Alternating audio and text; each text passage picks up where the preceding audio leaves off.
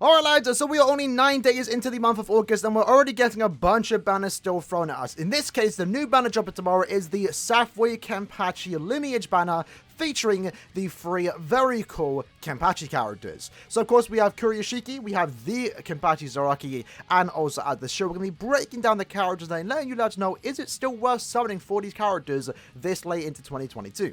So for starters, looking at the banner date, you will notice that it is coming out tomorrow. For me, it's 8 in the morning, and it's going to last until the 24th. So what that unfortunately does mean is that while this banner is out, we aren't going to know what end of month is going to be. So you won't get that privilege of maybe waiting to see what end of month is before you should decide to summon on this banner.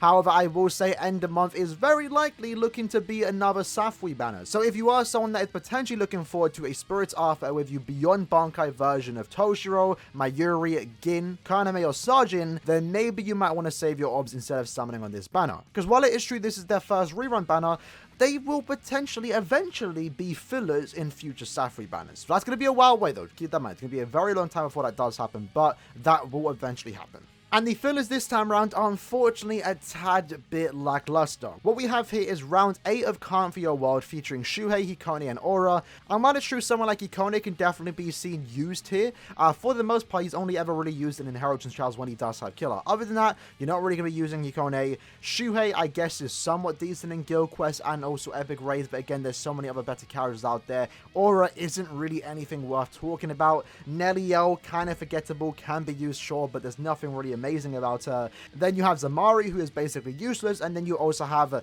the Noitora, who has still some usage in PvP, but nothing, again, really super special.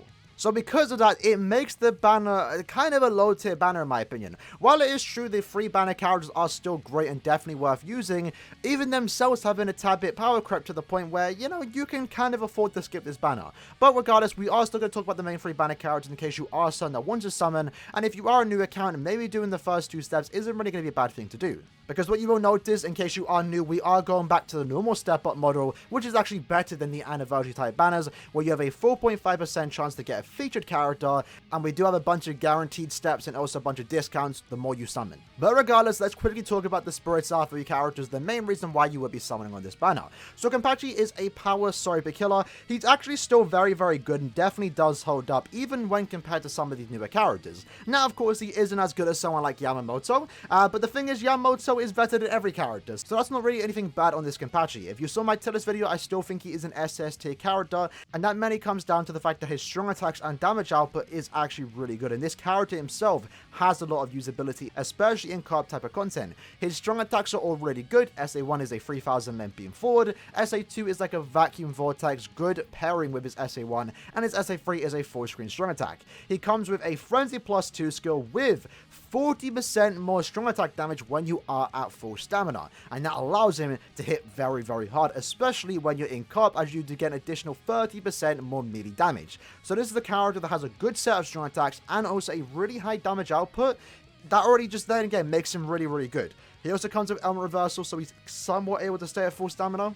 And also does have Marauder, so you can potentially use him in 2 types of guild quests. Personally, for me, I do use him a lot in guild quests when it's the melee Sorry per week, which we did previously had. Even at 1 out of 5, he makes for a very good side or main character. So he is someone that you're definitely going to be using in the future if you do pull him. He's not a character that has yet to be forgotten about, mainly again due to his damage output, still holds up even to this day. Definitely one of the hardest hitting characters in the game. The only thing bad about him, to a certain extent, is he's a power Sorry killer. Now, while it's true he's the best power Sorry killer in the game, it is overcrowded, and you might already have a good character for that, and you might not want to spend X amount of orbs to get another power Sorry killer. But he does have some fun visuals, he is a fun character, and definitely worth summoning for if you really do like the character.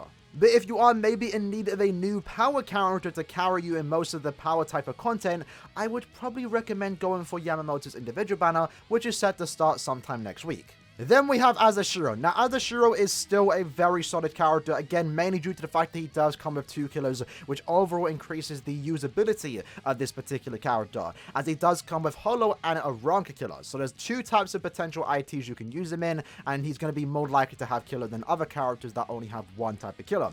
Now, the very niche thing about this character that he fulfilled was the fact that he was a speed Ranka killer. And if you know the speed Ranka killers, there aren't that many good ones out there. However, nowadays we have someone someone like the 7th anniversary Uryu, who will also carry you in speed type of content. Not to say this Azashiro is bad, it's just that of course there are significantly better characters out there, and power creep is definitely starting to increase quite a bit as we do go into the later half of 2022. But regardless of that, looking at what Azashiro can offer in your account is really fun, enjoyable, and safe gameplay. That's mainly due to his strong attacks, so he has a lot of pushback attacks. His SA1 is definitely still a problem, it's the weakest part about his kit, but his SA2 and 3 are very, very good and good for inflicting status augments, which is what this character wants to do, as he does come with spiritual pressure boost plus 80% skill when inflicting status augments, and that allows him to actually hit very, very hard in combination with the fact that he does have bombardment +1 and also has complete status immunity. So this is a character that if you use in some of the harder content like Inheritance Trials, for example, especially when he does have Killer, you never have to worry about any status augment pull because you're just naturally immune to it. And when you do have Killer, again against Hollow or Ronka enemies,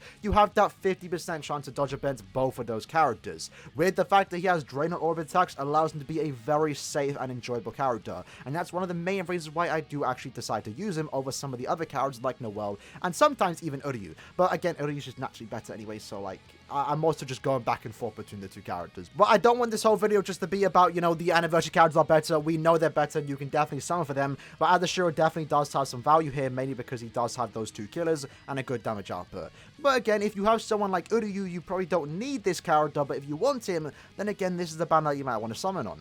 And then lastly, we have Kuruyashiki. Still a very good, solid, brave battle character. Now again, if you pulled on the anniversary banner and you got someone like the 1000-year Blood War Yuha, the almighty version, you might want to start looking into building a brave battle team, and this is a very good character to go alongside him. Since Yuha is the team booster, this is a character that works very well in your team, since he's just a very powerful NAD character that is designed to go against captains. Yes, he himself is a captain, but he is designed to counter someone like the Spirits Arthur with the Beyond Bankai version of KENPACHI, does a very good job against him, and also does a pretty good job against any other captain, more specifically someone like the Spirits Arthur with the version of Yamamoto. So he's a very good and meta Brave Battle character, in case you are wondering. I think he's like the 2nd best Brave Battle character in the game right now, since what he can offer in your account. And that's mainly due to the fact that he is a very tanky character. Once you get this character under 50% stamina, he then takes 50% less damage, which is really, really good, and also increases his no attack damage by 30%.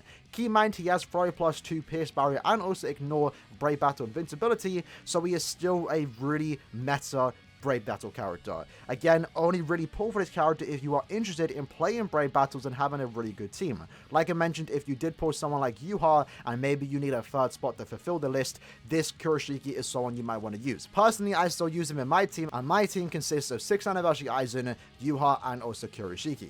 So overall, I do think the 3 KENPACHI characters are still worth summoning for. Kuruyashiki, KENPACHI, and also Azashiro, all great in their own right, in their own niche. They're all 3 fun characters to play around with. I definitely still use these 3 characters quite often. More so Azashiro and Kuruyashiki. KENPACHI, I use every now and then. But as someone that is a fan of these novels, especially the Safui novel, and a big fan of all 3 characters here, it's nice just seeing them in game. So if you are a fan of their visuals, then maybe go for it. But in my opinion, the banner just isn't really worth summoning for. I only really recommend doing 2 steps, and the main purpose for that is because just the fillers ain't it. The fillers just simply ain't it. If we looked at the last Safui banner, we had 5 Safui characters, and then we also had like 3 of the best Configure characters. In this case, you have 3 Safui characters and some mediocre, mid-okay characters. So I just don't think this banner is worth summoning on. Maybe do the first 2 steps and back out. Don't go further than that.